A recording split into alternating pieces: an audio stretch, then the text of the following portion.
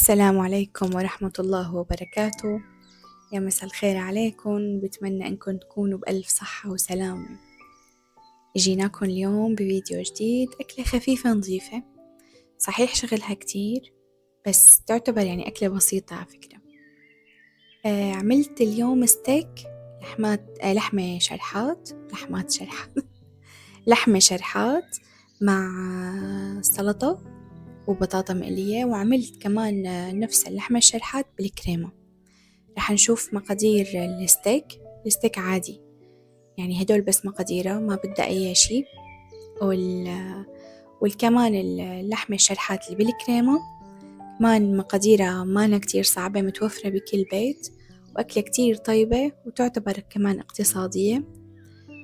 ويلا خلينا نشوف كيف بدينا.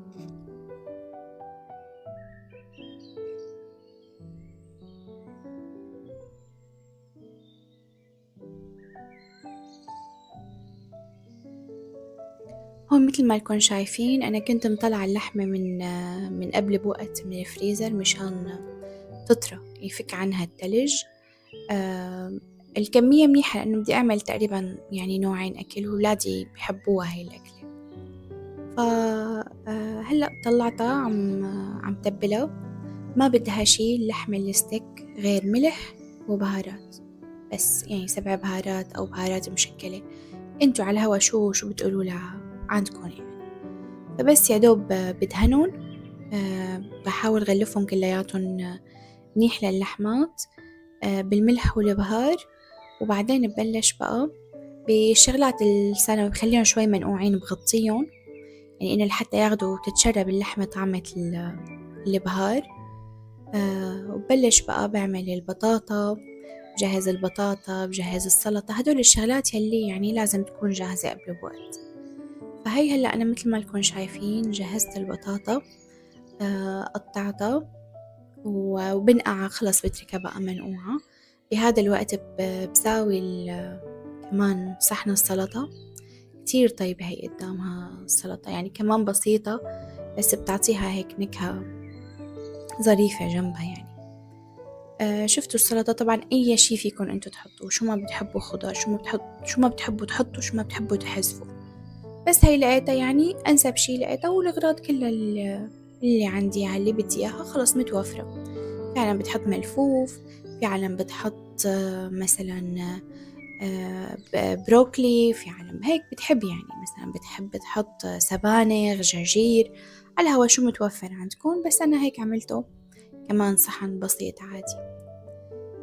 بعد ما بنخلص صحن السلطة وبنغسل البطاطا، بنحط صحن السلطة بالبراد طبعا مشان ناكلها باردة، وبغسل البطاطا وبحطها بالمصفاية لحتى تنشف منيح من ميتها. بلش بعدين بعد ما انعصرت منيح البطاطا بلش اقليها، لأنه بتاخد وقت أكتر شي، يعني أكتر من اللحمة. هون أنا كنت عاملة أول وجبة بصراحة من اللحمة، بعدين اكتشفت للأسف إنه الموبايل ما عم بيصور، فلما اطلعت إنه وينه يعني فما لقيته. طبعا كنت حاطة شوية زيت نباتي وزبدة، حطيتهم، وما بتطول ترى هي أبدا ما بتطول، على نار وسط، لا قوية كتير ولا أنا خفيفة بدها تصير تطلع المي كلها اللي جواتها، وقوية رح تلتدع من برا تحترق، ومن جواتها ما حتكون مستوية، فخليها على وسط يعني. بخليهم هيك لحتى يستووا وياخدوا لون. بلش بقى تاركتها أنا اللحمة مغطيتها، طبعا مغطيتها بشبك، ما مغطيتها بغطا كامل، يعني قلت لكم لأنه إذا ضغطت رح تطلع كل المي اللي جواتها وبالتالي رح تقسى. هو مثل ما شايفين أخذت لون بجنن اللحمة، وبكمل هيك عندي تقلايتها لحتى تخلص عندي كل كمية اللحمة.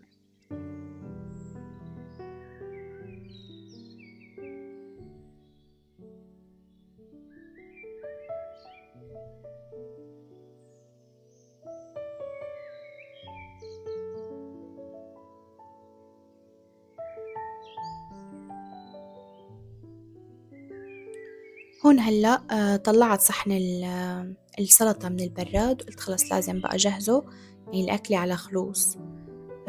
عصرت له الليمون، وحطيت له الملح، حطيت لها زيت الزيتون وحطيت لها النعناع اليابس. يعني خلص هيك اتطبقت. أنا ما بحطهم من قبل، يعني أوكي لو النعناع اليابس عادي ما في مشكلة، بس الملح وزيت الزيتون ما بحطهم من قبل، لأنه رح خلص بتحسوها صارت بايتة. لما بدنا ناكلها بملحها وبزيتها. بتعامل هيك مع السلطة ومع التبول. وهي أكلتنا. هلأ شوفوا لي إياها مقطيبة ومقطراها. خلصت البطاطا وخلصت السلطة، وهي هلأ جهزناهن لحتى ندوقن. شوفوا لي الطراوة عم تنقص، على فكرة قص هيك بدون سكين بتحسوها، يعني عن جد ما بتتخيلوا قديش طالعة طرية ومحافظة على عصارتها اللحمة، وما ناشفة أبدا أبدا أبدا. يعني اعتمدوا نفس طريقة التقلاية. ما رح تلاقوها إنها هيك بيقولوا لأنه حطبت أو نشفت أو قسيت، عرفتوا؟ فلا، هي طالعة ما شاء الله، طالعة بتجنن بتجنن. هلأ شوفوا كيف وهي عم تنقص، ولا كأنها أبدا مقلية أو مقلاية، بالعكس كتير كتير طرية وجوسي، ولونها بجنن.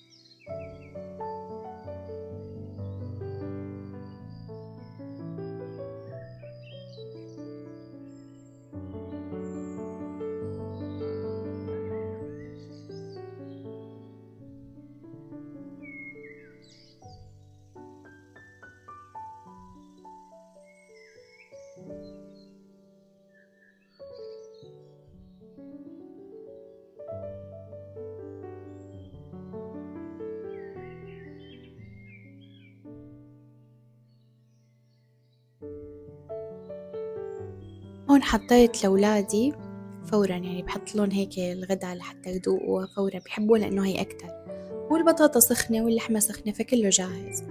فحطيت هون لأولادي قاعدين عم يتغدوا. ولا ابني إجا عم يضيفني، قام جاب العيد. هون هيك بيقولوا بالسعودية، جاب العيد يعني خبص الدنيا، فإنه بده يضيفني، هيك فقع وضحكة مع بعض. بس حبيت نزل هذا الشوت يعني. المهم هلأ هون بنفس المقلاية بدنا نساوي الثانية تبع الكريمة. تبع الكريمة بصراحة ما حدا بياكلها غيري أنا وجوزي، يعني أنا بحبها لأنه بحب أعملها بالساندويشة. هيك لاقيها يعني أكلة رواق، عرفتوا؟ ما الأولاد ما بيفضلوا الستيك العادي البس المقلاية. هون ضفنا البصل بنفس بنترك يعني الزبدة من قبل. ما فيها أي مشكلة، هي already لحمة مقلاية، يعني فيها لحمة، فخلي البصل بياخد نكهة اللحمة. ونزلنا التومات، بعدين بنزل الكريمة والفطر. يا ربي الفطر أول، نزل الفطر والكريمة، خليهم يتقلوا كتير منيح مع بعض. بملحها، ما بزيد كتير ملح، لأنه كمان اللحمة مملحة مشان ما تطلع يعني زيادة مالحة الأكلة، فيدوب بحط لحتى بس تكسر حلاوة الكريمة وحلاوة البصل.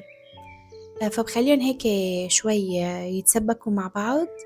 بعدين بنزل شرحات اللحمة. صراحة ما كترت يعني، حطيت 4 شرحات، إلي تنتين ولا جوزي تنتين، يعني هي إنه بس هيك غدوة يعني. ف مشان هيك يعني، لأنه مشان ما تضل، لأنه ما في غيرنا، نحن 2 بس بناكلها. ومثل ما قلت لكم الولاد بياكلوا اللحمة المقلاية عادي. كمان بس نزل اللحمة بتركها تغلي شوي مشان تاخد من كل الطعمات، وبعدين بقدمها.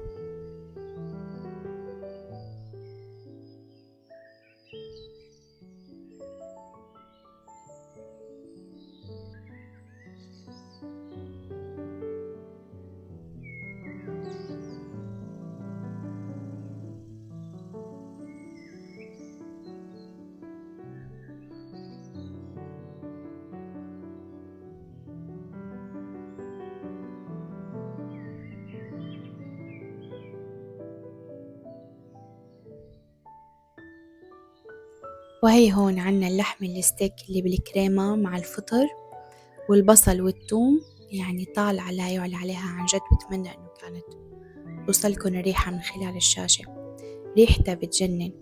هلا هون شوفوا لي هي الكورنر ما أحلاها، لا يغركم منظرها طبعا. شوفوا البلاوي الزرقاء يلي وراها، شوفوا كيف المطبخ بيعوم، كيف المطبخ بيضرب وبيقلب. ويلا خلينا نروح للتنظيف، يلا. طبعا هون بلشنا أول شي بالغاز، الغاز اللي بيأسي، الغاز اللي بيبكي، اللي قد ما طشطشت عليه اللحمة زفرة، يعني ما بتتخيلوا، حسيت الزفر وصل للسقف قد ما طشطشت اللحمة. إني كنت محمية هذا بالقسم الأولاني اللي ما تصور، اللي كنت مفكرته إنه عم بيصور وما تصور. ما بتتخيلوا قلت هذا شلون بده يطلع المنظر على التصوير، قام طلع سبحان الله طلع كله ما عم بيصور الموبايل. ففعلا يعني معط الدنيا بالزفرة وبالزبدة وبالزيت. فهذا أول شي لازم نخلص منه، لأنه هذا الهم الكبير بصراحة، هو والمنصب تبعه والروس. هذا بحسه متى ما نضف المطبخ كله نضف عن جد. وبعدين بقى بعد ما جلينا الجليات بنعمل له تلييفة ماكنة للمجلة. طبعا هذا الصدى مو من عندي أنا، وقت اللي إجيت على البيت هو هيك كانوا، يعني عن جد نحن ما دخلنا. فهون ليفتها للمجلة وخلصت، وبلشنا كمان إجباري لازم الواحد يشطف الأراضي، لازم، لأن قد ما نزل زيت قدام الغاز أكيد الواحد ما حيطلع من المطبخ على البيت يشحط معه كل الزفرة. فهون كمان نظفنا الأرض. وهي هلأ شوفوا المطبخ الحمد لله بجنن، بس ما بعرف ليش هيك طالع التصوير، حاسسته مغبش، حاسسته ما بعرف كيف. بس على كل حال خلص الأمور كلها تم السيطرة عليها، ونظفنا الحمد لله ورجعنا لقواعدنا سالمين. وبخرنا أهم شي، لأنه ريحة البصل والثوم لما قليناهن ما بتتخيلوا وصلت لآخر نقطة بالبيت يعني. فأنا ما فيني أتعايش مع ريحة البصل والثوم بالبيت، فلازم بخور، لازم يعني. أي والله. وهي أكلتنا. أنا لسه ما تغديت طبعا، ما فيني أنا آكل لما بكون عاملة الطبخة، ما فيني أنا آكل فورا، يعني خلص أنا بشبع من ريحتها. فتركت الأكل لسه على المجلة. هون كانت جارتي وقتها عاملة كمان ال الكعك الفلسطيني كمان بفيديو قديم عملته، فبعتلي، الله يخلي لي يا رب. فهي هيك خلصنا هذا مثل ما قلنا تمت السيطرة الحمد لله رب العالمين، وبخرنا وخلاص الأمور تمام. هلأ بقى أنا هون بعمل سندويشاتي وبقعد بتعشى، بشرب معهم كولا، عملتهم بالسمون مع بطاطا. حسيتهم بصراحة كتير كتير طيبين، كأني موصي عليهم بصراحة من برا. هذا اليوم كان الفيديو تبعنا، هاي طبختنا، بتمنى أنها تكون عجبتكم. إن شاء الله بشوفكم بفيديوهات جديدة بوصفات جديدة. خلوا عينكم على القناة، ادعموها، ولا تنسوني، أنا كتير بفرح بدعمكم. بشوفكم بفيديوهات جديدة إن شاء الله. باي باي. وهي هلا كمان شرف القطقوط تبعي وعطاني هيك نظرة إنه أنا عرفان إنه أنتي عم تاكلي شي من وراي وما عم بتطعميني. بأمان الله، باي باي.